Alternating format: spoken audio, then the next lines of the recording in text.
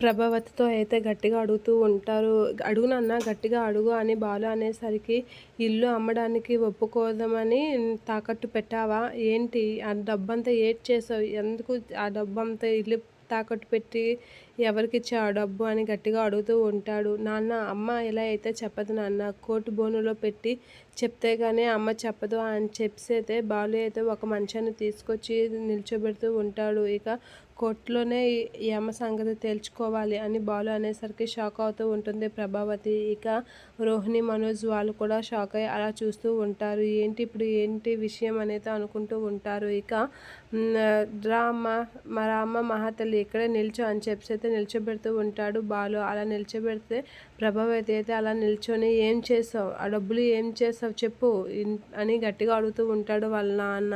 వాళ్ళని అడిగేసరికి ప్రభావతి అయితే ఏం చెప్పాలో తెలియక ఆ కాగితాలు పెట్టి ఆ డబ్బు అని అంటే, అదే ఆ డబ్బు ఏం చేసావని అంటే, "ఆ డబ్బు ఇచ్చి రోహిణికి పార్లర్ పెట్టమని చెప్పాను" అనేది అంటూ ఉంటుంది. అది వినగానే మనోజును రోహిణి షాక్ అవుతూ ఉంటారు. "అబ్బా మళ్ళీ దొరికిపోయామే" అని చెప్పేసి అయితే మనోజ్, బాలు అయితే ఫీల్ అవుతూ ఉంటారు. ఇక అదంతా విని వాళ్ళ మామయ్య కూడా షాక్ అవుతూ ఉంటాడు. "ఏంటి పార్లర్ అమ్మాయి, మా డబ్బు తెచ్చి నువ్వు పారాలు పెట్టుకొని పెద్ద ఇల్లు పిలుస్తున్నావా? మా ఇల్లునే ఏకంగా తాకట్టు పెట్టేసావే నువ్వు.